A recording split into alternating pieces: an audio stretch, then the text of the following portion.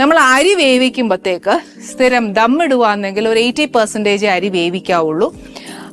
അതല്ല ഫുൾ നമുക്ക് ദമ്മിടാൻ അത്രയും വശം പോരാന്നുണ്ടെങ്കിൽ ഒരു കാര്യം ചെയ്യുക, ഫുൾ വേവിച്ചിട്ട് ഊറ്റുക. പക്ഷെ വേവിക്കുന്ന സമയത്ത് നമ്മൾ എന്നാക്കി ഇട്ട് വേവിക്കേണ്ടതെന്ന് വെച്ചാൽ സാജീരകം കിട്ടുകയാണെങ്കിൽ അതിടാം, അതല്ലെന്നുണ്ടെങ്കിൽ സാധാ ജീരകം ഇട്ട് വെച്ചാലും മതി.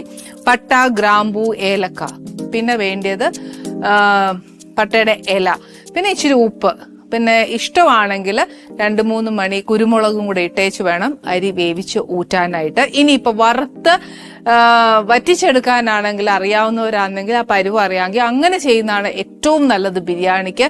അന്നേരം എന്നാന്നറിയോ, ആ നെയ്യും അതും എല്ലാം ബിരിയാണിയുടെ അരിയേല് ഒത്തിരി പിടിച്ചിരിക്കുമ്പോഴത്തേക്ക് കുറച്ചുകൂടെ നല്ല ഫ്ലേവറാണ്.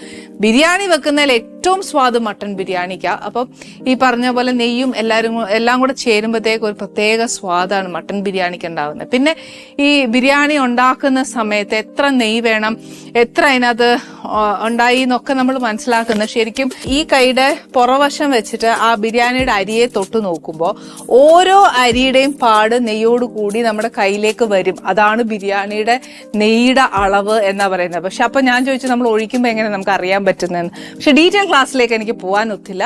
ഞാൻ അറിയുവാണെങ്കിൽ തീർച്ചയായിട്ടും